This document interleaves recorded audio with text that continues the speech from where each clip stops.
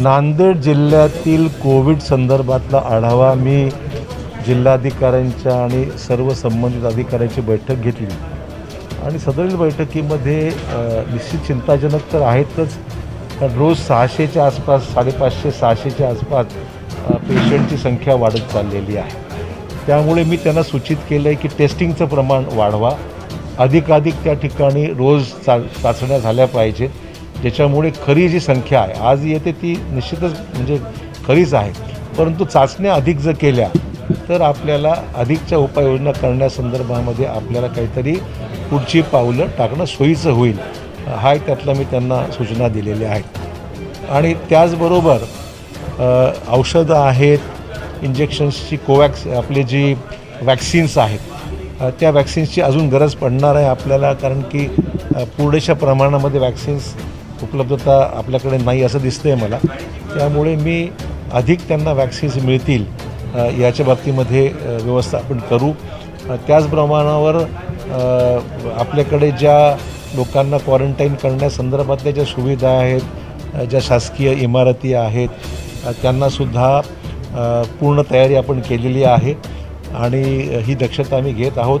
सध्या संध्याकाळी 7 ते सकाळी 7 वाजेपर्यंत आपण निर्बंध लावले गेले, ज्याच्यामुळे गर्दी टाळता येईल किंवा सोशल डिस्टन्सिंग करण्याच्या दृष्टिकोनातून काही कडक निर्बंध करावेत असा चर्चा आमची झाली आणि आजपासून रात्री ते सकाळपर्यंत तो निर्बंध कायम राहतील.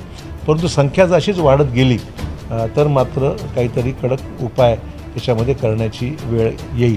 त्यामुळे नागरिकांना माझं आव्हान राहणार आहे की मास्कचा वापर अधिक वापरला पाहिजे, सॅनिटायझेशनच्या बाबतीमध्ये लक्ष दिलं पाहिजे आणि त्याचबरोबर सोशल डिस्टन्सिंगचा विषय आहे, इथली सत्रे जी आहे ती आपण त्याचं पालन नक्की केलं पाहिजे. ह्या त्यातल्या 3 महत्त्वाच्या बाबी आहेत ज्याची खबरदारी घेण्याची गरज आहे.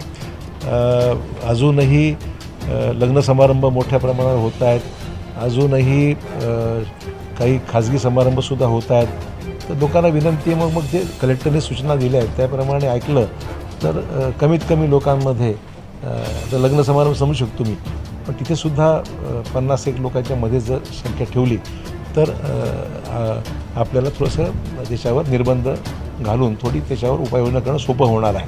त्यामुळे या सगळ्या गोष्टीची एकंदर आढावा झाला. तयारी पूर्ण आहे, शासकीय यंत्रणा सज्ज आहे. बाकी त्यांना मी सांगितलं की जे आपले ग्रामीण रुग्णालय आहेत, प्रायमरी हेल्थ सेंटर्स आहेत, सिव्हिल हॉस्पिटल आहे, गव्हर्मेंट मेडिकल कॉलेज आहे, या सर्वांना ज्या काही आता गरजा आहेत अजूनही त्या पूर्ण देण्याकरता निधीची कमतरता नाही आहे. आपल्या जिल्हा नियोजन विकास मंडळाकडे पुरेसा निधी आहे उपलब्ध.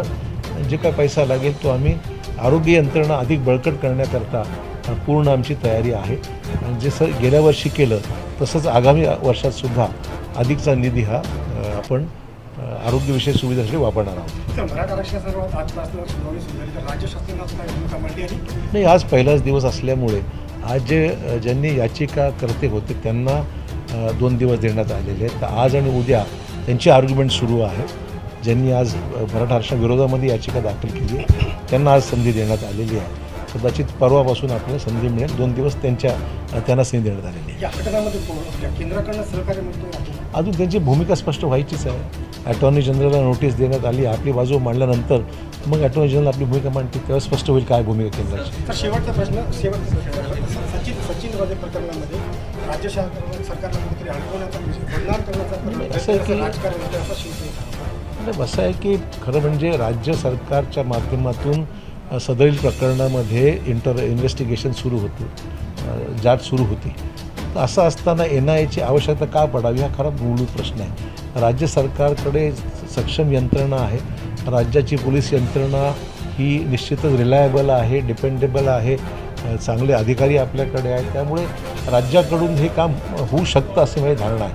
पण केंद्राने NIAला त्या ठिकाणी आणून ती चौकशी सुरू केलेली आहे आणि त्यामुळे राज्य शासनाच्या कामामध्ये केंद्राचा हस्तक्षेप याच्यामध्ये अनाकारण आहे असं मला वाटतं. एकूणच लोक थकीत रक्कम भरत नाही, प्रॉपर्टी टॅक्स लोक भरत नाहीत, शहरामधला जो पाणीपट्टी आहे ती पण लोक भरत नाहीत आणि त्यामुळे थकबाकीची रक्कम वाढली आहे. ती थकबाकी रक्कम वाढल्यामुळे नगरपालिकेला नाईलाजाने काही कडक उपाय करावे लागत आहे, काही प्रॉपर्टीची जप्ती करावी लागली आहे. मी त्याचाही माहिती मी घेतलेली आहे. आणि ज्या भागात मी पाहतो की दिवाबत्ती ही बंद झाली कालपासून बऱ्याच ठिकाणी, मी त्यांना सांगितले की ह्याचासुद्धा आढावा घ्या. ज्या ठिकाणी लोक पैसे भरत नसतील तेवढ्यापुरती मर्यादित ठेवायचा विचार ठीक आहे. ज्या ठिकाणी लोक पैसे भरत आहेत त्यांना विनाकारण त्रास का व्हावा, तर ते आता बघतात काय करणं शक्य आहे. परंतु लोकांनाही मी एक विनंती करेन की आपली जी पाणीपट्टी आहे, आपला जो प्रॉपर्टी टॅक्स आहे तो तरी आपण भरला पाहिजे, नियमित भरला पाहिजे, ज्याच्यामुळे ही प्रश्न निर्माण होतो आहे. मनसुख हिरेन प्रकरणामध्ये जे वांझे आहेत त्यांना गृहमंत्री आणि मुख्यमंत्री पाठीशी घालतात असा आरोप. शासन कोणालाही पाठीशी घालण्याचा प्रश्नच उद्भवत नाही. आमचं म्हणणं की NIAचा हस्तक्षेप महाराष्ट्रामध्ये करण्यापेक्षा राज्य शासनाच्या यंत्रणेवर पूर्ण भरोसा ठेवून ही चौकशी राज्य शासनाने करायची इच्छा असतानासुद्धा केंद्राने हस्तक्षेप जो केला आहे तो अनाकालनीय आहे. कुठेतरी दबाव आणण्याचा प्रयत्न, सरकारला बदनाम करण्याचा केंद्राचा प्रयत्न. ठीक आहे, ज्यांना कोणी काही केल्यामुळे बदनाम व्हायचा प्रश्न उद्भवत नाही आहे, परंतु राज्याच्या पोलिसांवर भरोसा हा केंद्राचा कदाचित नसावा असं वाटतं.